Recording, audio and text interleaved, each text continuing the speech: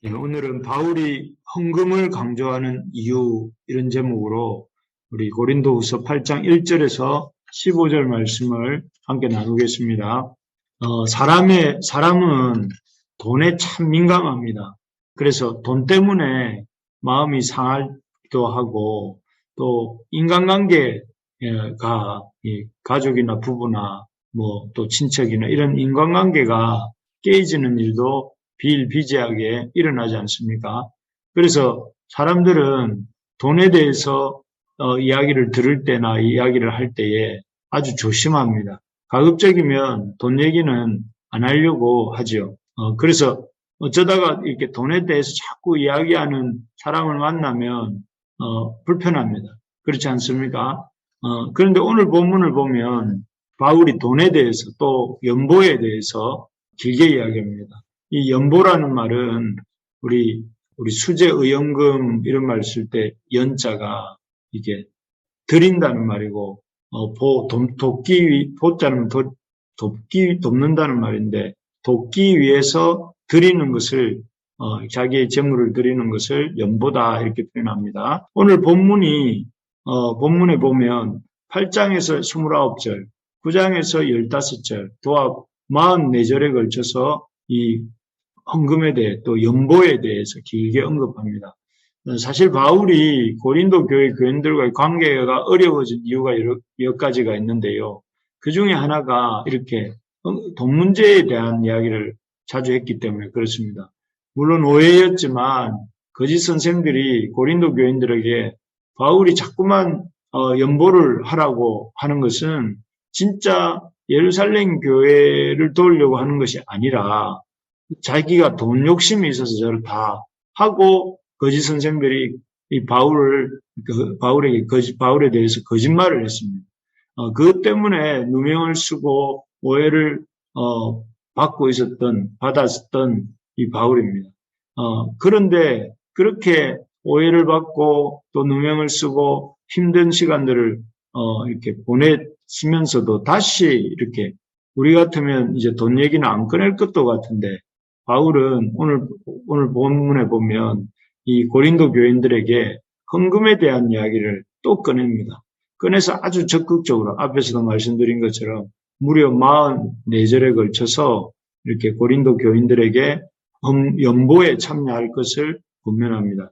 도대체 왜 바울은 이렇게 헌금 문제, 연보 문제를 자꾸만 거론하는 것일까요? 연보의 어떤 점이 그렇게 자꾸 거론해야 할 만큼 중요하다고 생각했던 것일까요? 바울이 연보를 계속 반복해서 강조하고 있는 이유는 이 연보가, 헌금이 무엇보다 이 하나님의 백성들이 예수님의 십자가를 통해 하나님의 새로운 창조 안에서 새로운 창조물이 되었다, 새로운 피조물이 되었다 하는 것을 드러내는 일이었기 때문에 그렇습니다. 이 하나님 앞에 정한 금액을 두고 하나님에게 드리는 이 연보야말로 이렇게 하나님의 새로운 창조를 통해 새로운 백성이 된 피조물의 첫 번째 특징이다 하는 것입니다. 하나님의 이런 새로운 창조 안에 들어오기 전에 자신이 주인이 되어 살 때 고린도 교인들의 모든 관심이 어디에 있었겠습니까? 자기 자신에 있었을 것입니다. 그래서 모든 것, 시간과 물질과 육체와 이 모든 것을 자기 자신만을 위해 사용했습니다. 그래서 자기가 하고 싶은 거 하고, 자기가 이렇게 보고 싶은 것만 보고, 또 자기가 필요한 것에만 물질을 쓰고 그런 식이었습니다. 하지만 이제 그리스도 안에서 보라, 이전 것은 지나갔으니 새 것이 되었도다 하면서 새로운 피조물이 되었잖아요. 그럴 때는 이 사람이 이제는 자신만이 아니라 하나님을 위해서 또 하나님의 역사를 위해서 하나님의 가족을 위해서 물질을 사용하는, 그래서 하나님의 영광을 드러내는 법을 배워야 되는 것입니다. 배울 필요가 배울 필요가 있었는데 그 방편이 바로 헌금하고 연보하는 일이었던 것입니다. 이전까지는 늘 자기 자신만을 위해 살았다면 이제는 하나님의 백성이 되었다, 자기만 생각하지 않는 하나님의 백성이 되었다 하는 것을 나타내는 그 모습이 무엇이냐면은 연보드리는 가난한 형제들, 자매들을 위해서 헌금을 드리고 또 이렇게 하나님의 교회, 몸된 교회를 섬기기 위해서 이렇게 자기의 가진 것들을 드리는 일이야말로 그가 이제 거듭난 새로운 피조물이구나 하는 것을 드러내는 일이었다 하는 것이죠. 정말 그렇지 않습니까? 참으로 그리스도 안에서 새롭게 거듭난 피조물인 우리가 물질 사용에서부터 달라져야 됩니다. 이전까지는 좀 넓게 확대하면 내 자녀 또 내 가족만을 위해서 물질을 사용했습니다. 그렇다고 할지라도 이제는 하나님과 하나님이 기뻐하시는 일을 위해서 내가 가진 물질을 사용할 수 있어야 됩니다. 왜냐하면 하나님을 우리를 창조하셨을 뿐만 아니라 우리를 구속하심으로 하나님의 소유 삼으셨기 때문에 하나님의 소유라면 우리가 당연히 우리에게 가진 시간, 물질, 또 우리가 갖고 있는 능력 이 모든 것도 주님께 속한 것이고 그런 주님께 속한 존재라 하는 사실을 우리가 드러내는 행위가 무엇이냐면은 우리 하나님의 교회를 위해서 이렇게 우리의 하나님께서 교회 안에서 우리의 지체로 붙여주신 우리 지체들을 위해서 우리의 물질을 사용하는 모습 그런 모습이야말로 이렇게 하나님을 하나님의 백성이요 주 안에서 새롭게 거듭난 피조물로서 우리가 마땅히 가져야 될 이런 자세다 하는 것이죠. 그래서 여러분 물질을 사용할 때 항상 이런 마음을 해야 됩니다. 주님, 이 물질의 주인은 주님이십니다. 제가 이 물질을 어떻게 사용하는 것이 주님의 뜻일까요? 또 주님 가르쳐 주십시오 하고 물질 생활에도 이 주님에게 도우심을 구하고 주님의 뜻을 따라 순종하는 우리가 될 수 있기를 바랍니다. 우리가 참으로 하나님의 거듭난 피조물이라면 우리가 무엇보다 우리의 지갑의 주권도 주님께 양도하고 주님의 뜻대로 우리가 가진 모든 것을 사용할 줄 아는 그런 우리 모두가 되기를 간절히 축원합니다. 두 번째로 이렇게 보면 바울이 왜 이렇게 헌금을 계속해서 강조하는가 하는 이유는 첫째는 새로운 피조물이기 때문에 물질 사용에 있어서도 달라져야 된다 하는 것이었다면 두 번째로는 헌금하고 연보하는 일이야말로 새로운 피조물로서 교회 공동체를 세우는 일이었기 때문에 그렇습니다.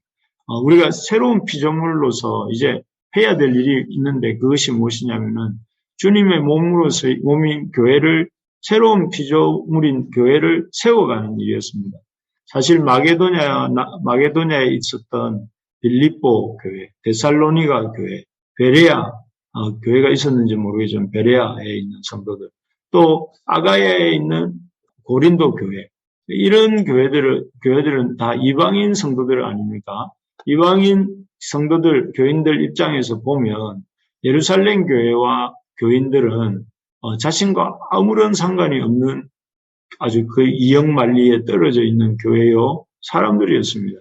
너무나 먼 거리에 있었고 또 교류도 거의 없었기 때문에 사실 그렇게 그 사람들이 경제적인 또 그 기근으로 인해서 경제적인 또 참 예수를 믿음으로 오는 여러 가지 핍박을 받는다는 소식을 들었겠지만 별로 그렇게 와닿지 않는 그런 소식들이었고 그런 관계를 알 수 있습니다. 하지만 참 그렇게 생각해서는 멀리 있기 때문에 나하고 이렇게 엮인 일이었기 때문에 그렇게 나하고 상관없는 사람이야 이렇게 생각해서는 안 되는 것이었습니다. 비록 마게도냐의 빌립보와 데살로니가에 있고 또 아가야의 고린도에 있고 이스라엘의 예루살렘에 교회가 있고 성도가 있다 하더라도 그들은 아무 상관이 없는 사람들이 아니거나 상관이 없는 사람들이거나 아무 상관이 없는 교회인 것이 아니라는 것입니다. 십자가에서 죽으시고 3일 만에 부활 승천하신 후 우리에게 성령을 보내주신 예수 그리스도 안에서 이 땅의 모든 교회는 이 인류 역사의 모든 교회는 예수 그리스도라는 머리에 붙은 예수 그리스도의 한 몸, 한 가족, 한 교회 이런 사실을 분명히 깨달아야 합니다. 그래서 바울이 계속 그 예루살렘 교회가 기근을 당하고 어려움을 겪고 있다 하면서 그 고난당하고 있는 유대 땅의 유대인들의 교회를 위해서 마게도냐에 있는 여러 교회들과 또 아가야에 있는 이 고린도 교회에게 계속해서 헌금할 것과 매주 첫날에 연보를 해두었다가 그 연보를 이렇게 이 연보로서 그들을 도와야 될 것을 가르치고 강조했던 것입니다. 참 그렇습니다. 우리가 여기서 깨달아야 될 중요한 사실은 우리 교회는 어디에 있든 어떤 인종이든 어떤 사람이든 그 교회는 한 가족이고 한 식구다 하는 것입니다. 그렇기 때문에 힘써서 우리가 서로를 다른 교회를 돌보고 또 우리 자신을 돌보고 우리의 이웃들을 돌볼 줄 알아야 된다 하는 것입니다.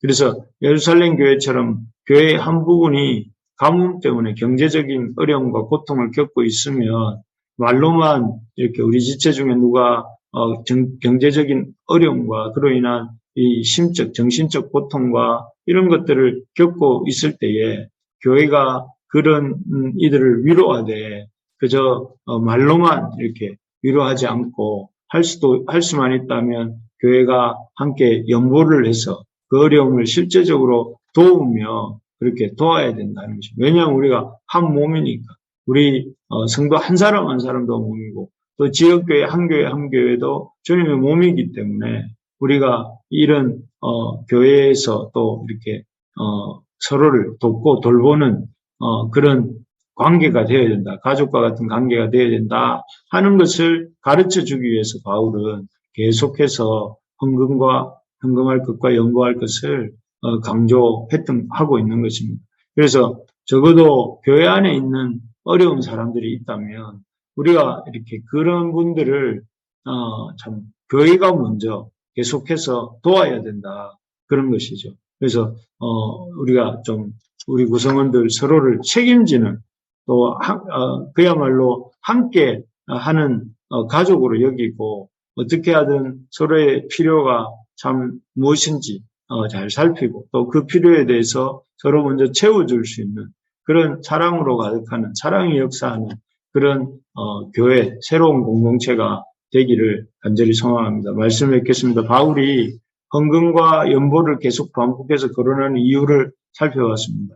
첫째는 우리가 예수 그리스도의 십자가를 통한 하나님의 새로운 창조 안에서 새로운 피조물이 되었기 때문에 물질 사용에 있어도 달라져야 된다 하는 것을 보여줍니다. 그래서 너 자신만을 위해서 살지 말고 하나님의 뜻을 섬기기 위해서 살아야 하고 그러기 위해서는 이런 물질에 대해서 분명한 태도를 가지고 하나님 앞에 드리는 일부터 시작해야 된다 하는 것이었습니다.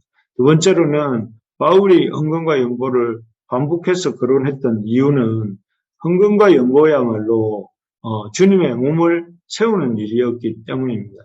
그래서 참 헌금과 연보를 통해서 갖지 못한 물질의 어려움을 겪고 있는 자는 그것을 통해서 새 힘을 얻고 내가 이 돌봄을 받는 한 공동체의 일원이구나 하는 생각을 했고 또 내어놓는 지체는 자신이 받은 은혜를 이렇게 하나님께 드리고 또 그 하나님이 또 이렇게 부어주시는 넘치는 그 은혜들을 더욱더 풍성하게 바꾸게 되는 역사가 있다 하는 것입니다. 바라기는 우리 교회가 새로운 피조물로서 또 새로운 공동체로서 하나가 되어지고 서로 이렇게 힘있게 연합되어지는 그래서 믿음 안에서 서로의 핍절한 사람이 우리 교회 안에 한 명도 없고 또 혹시 핍절한 사람이 나오면 적극적으로 교회가 돕고 섬기는 우리 교회를 만들어갈 수 있기를 간절히 소망합니다.